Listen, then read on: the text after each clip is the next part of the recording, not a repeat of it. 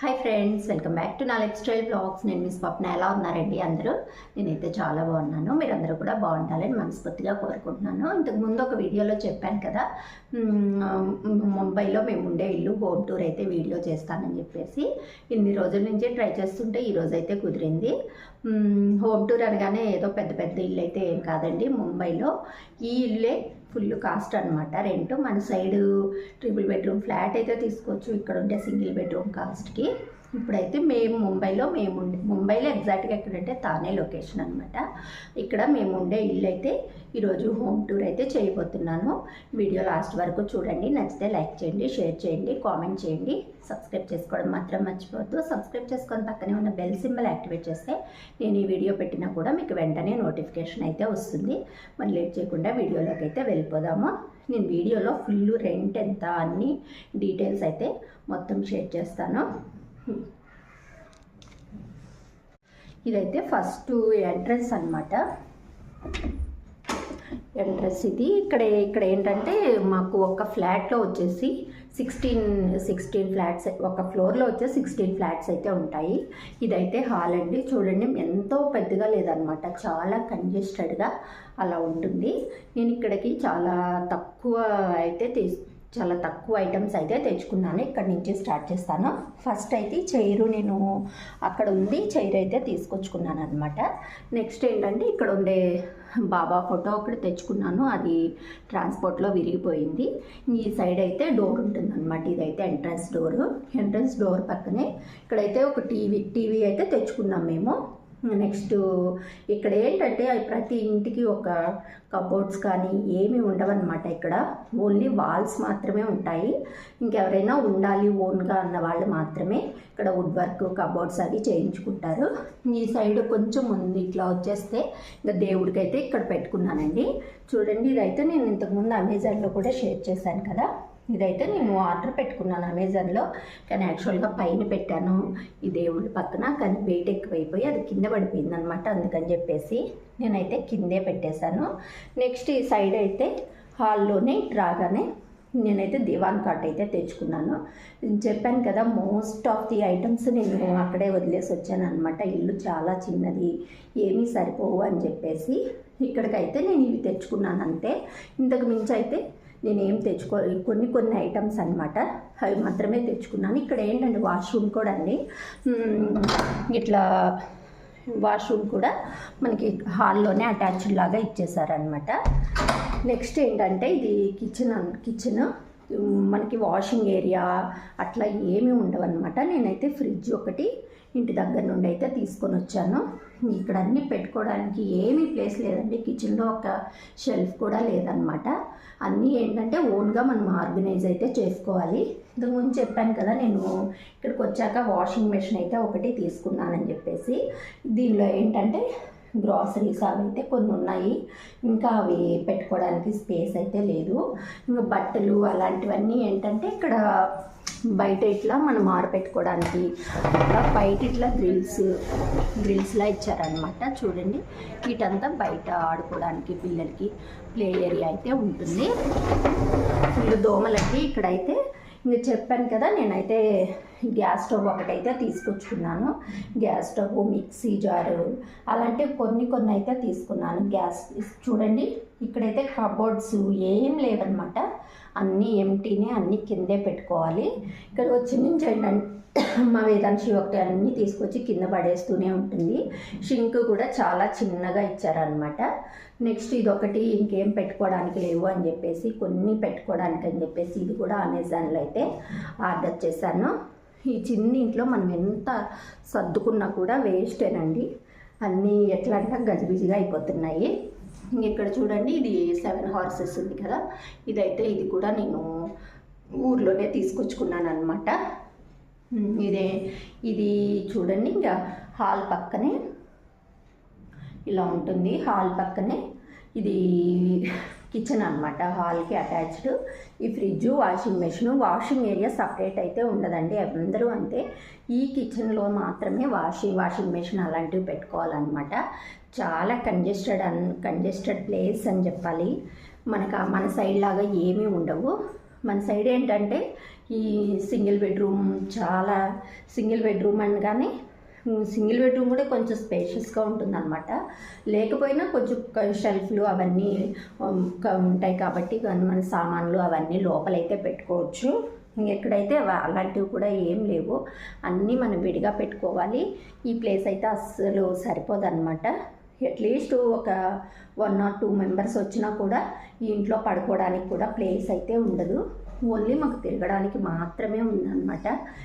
అసలు ఈ ఇంట్లో ఎలా అడ్జస్ట్ అవ్వాలో తెలియక ఫస్ట్ చాలా కష్టపడ్డాను. ఇక్కడైతే నెక్స్ట్ ఇట్లా హాల్లో నుంచే ఇట్లా బెడ్రూమ్ అనమాట, ఒక్క బెడ్రూమ్ అంతే. మేమైతే కార్టు అది కూడా నేనేం తెచ్చుకోలేదు. ఇంక ఇక్కడ ఒక కార్ట్ అయితే మేము ఇక్కడికి వచ్చాక తీసుకున్నాం అనమాట. 2 వచ్చి అటాచ్ చేసుకున్నాము. ఇవి మళ్ళీ ఏంటంటే మనకి ఎక్కువ వీటి వల్ల అయితే యూజ్ ఉండదు అంటే ఇప్పుడు మళ్ళీ మన ఊరికి తీసుకెళ్ళి అట్లా యూజ్ అండ్ త్రో లాగా అట్లా అనమాట మాకు ఈ కార్ట్స్ అయితే. నెక్స్ట్ ఏంటంటే ఇక్కడ ఒక కబోర్డ్ ఇచ్చారు, కబోర్డ్ కాదు విండో అనమాట. విండో బయటే మనకి బట్టలు అవన్నీ ఆరేసుకోవడానికి. మనలాగా బాల్కనీస్ అలాంటివన్నీ ఏమీ ఉండవు. బాల్కనీ అంటే ఇక్కడ విండో పక్కన గ్రిల్స్ పెడతారు కదా, అవే బాల్కనీ అనమాట.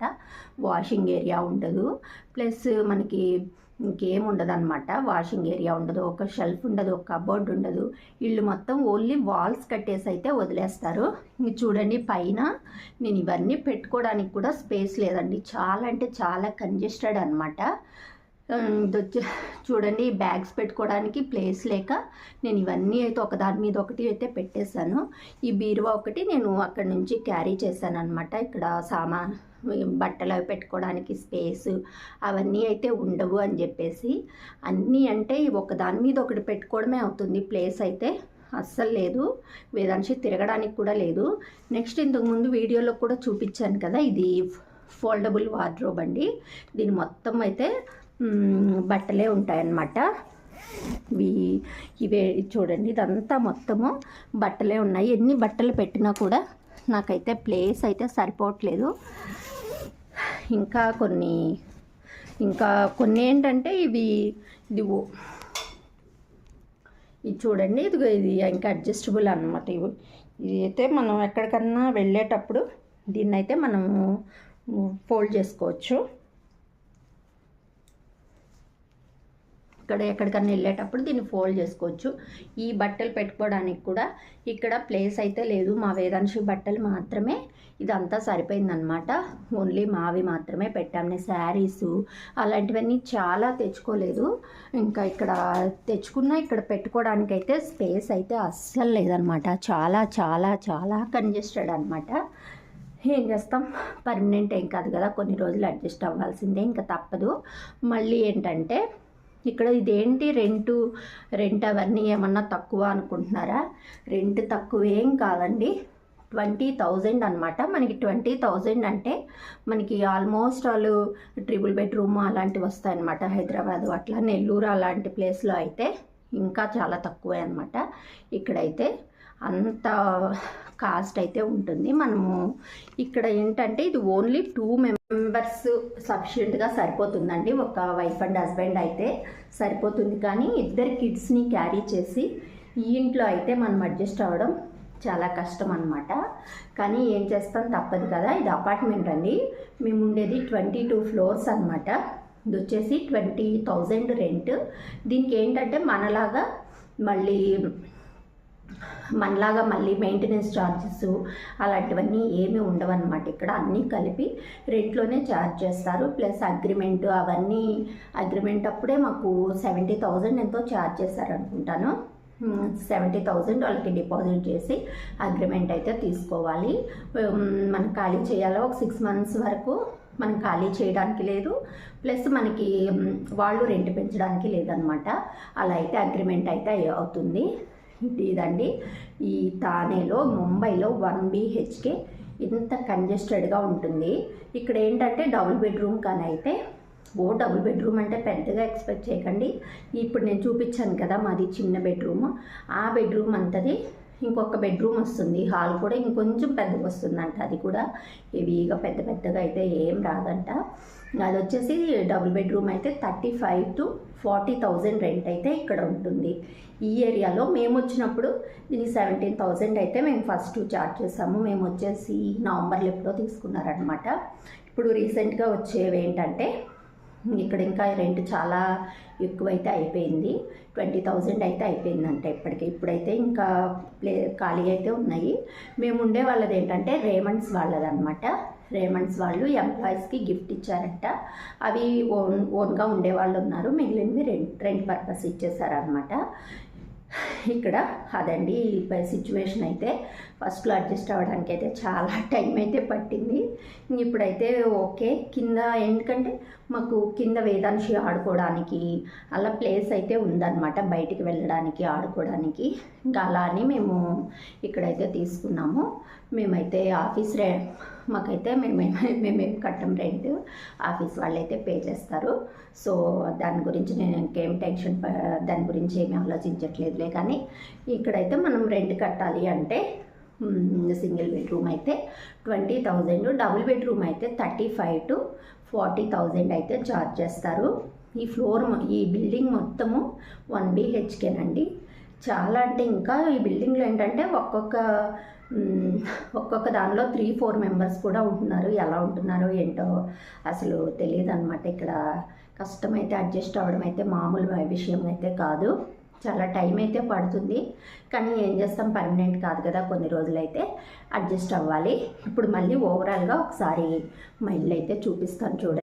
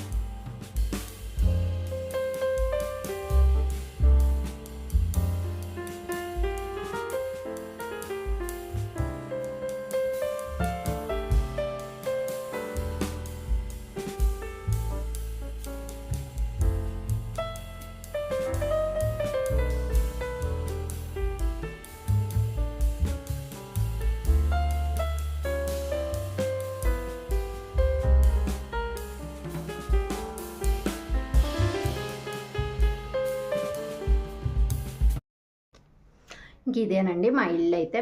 ముంబైలో మేము ఉండే ఇల్లు అయితే ఇదేనమాట. ఈ వీడియో మీకు అందరికీ నచ్చింది అనుకుంటున్నాను. చూసి ఎలా ఉందో కింద కామెంట్ సెక్షన్లో చెప్పడం మాత్రం మర్చిపోవద్దు. ఇంకేంటంటే ఇలాంటి మరిన్ని వీడియోస్ కోసం నెక్స్ట్ వచ్చే వీడియోస్ అయితే తప్పకుండా చూడండి. ఇంకా కొన్ని ఇంట్రెస్టింగ్ వీడియోస్ అయితే యాడ్ చేస్తాను. ఇంకా అంతేనండి ఈరోజు వీడియో. లైక్ చేయండి, షేర్ చేయండి, కామెంట్ చేయండి, సబ్స్క్రైబ్ చేసుకోవడం మాత్రం మర్చిపోవద్దు. సబ్స్క్రైబ్ చేసుకొని పక్కనే ఉన్న బెల్ సింబల్ యాక్టివేట్ చేస్తే నేను ఏ వీడియో పెట్టినా కూడా మీకు వెంటనే నోటిఫికేషన్ అయితే వస్తుంది. Thanks for watching. By by.